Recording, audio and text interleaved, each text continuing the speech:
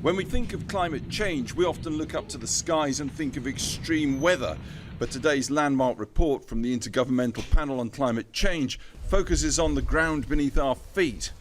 It says humans need to transform our relationship with the land, from farming to forestry, and everything in between.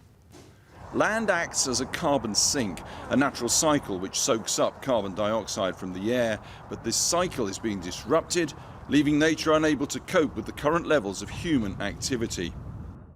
The report shows human land use directly affects more than 70% of the ice-free surface of the planet.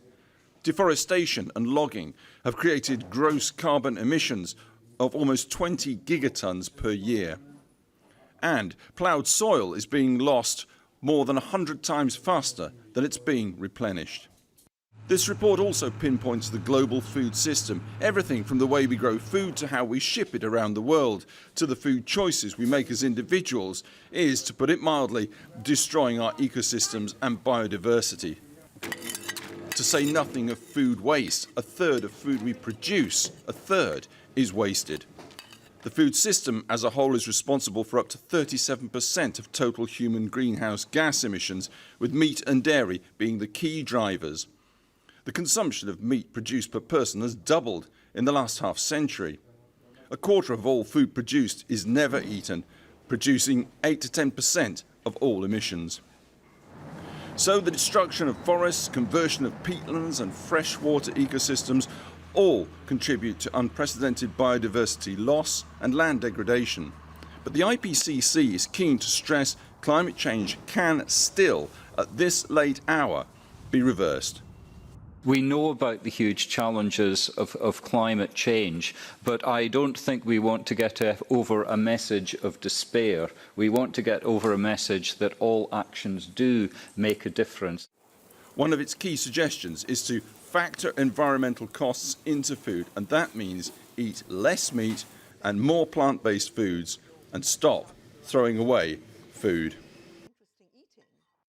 Well, apart from standing mid-afternoon in my shirt sleeves in Greenland, which is slightly a surprise to put it mildly, they're having to actually redraw the entire map of Greenland. Cartographers working to keep pace with this coastal area, which is away from the ice, ever expanding as the massive ice shelf inland from here, the size of Alaska, continually retreats as the global temperatures rise. We've seen temperatures here ranging from 10 to 30 in excess of what they should be during the summer period. Bluntly, the kind of heat wave which you're experiencing over there in Europe also touched this place to devastating effect.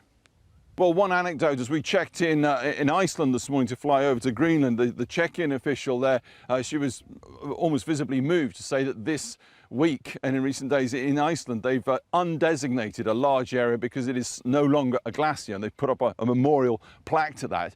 Here, 80 kilometers or so inland from the west coast where I'm standing now in Greenland, is one of the more major glaciers. The rate at which that is moving has accelerated. It's going 4 times faster in recent years than it was back in 1990. That's because the melt is accelerating it, there's less friction to keep it in place, and that is obviously disgorging huge amounts of ice and meltwater into our oceans.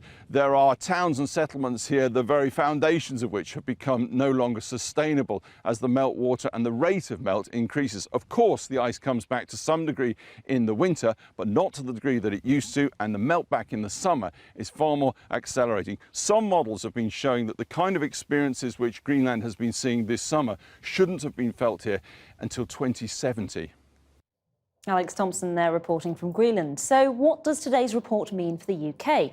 Our North of England correspondent Claire Fallon has been meeting environmentalists in Yorkshire who are working to restore the land's ability to capture carbon. She joins us now from a farm in Kendal in Cumbria. So Claire, how does the farming sector need to adapt in the face of global warming?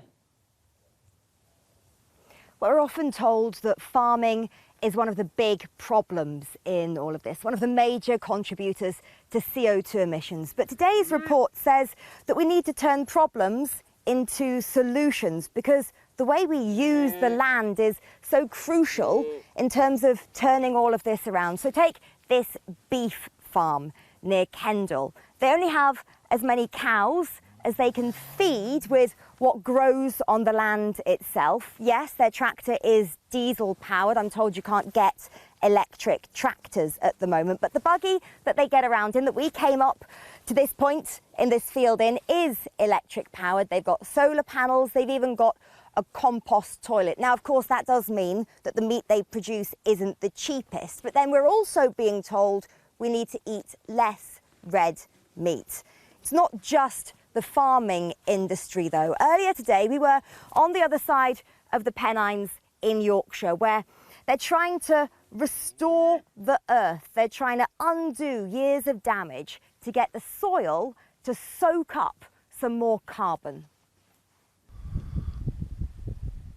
Stretching mile after mile, you can see this from space.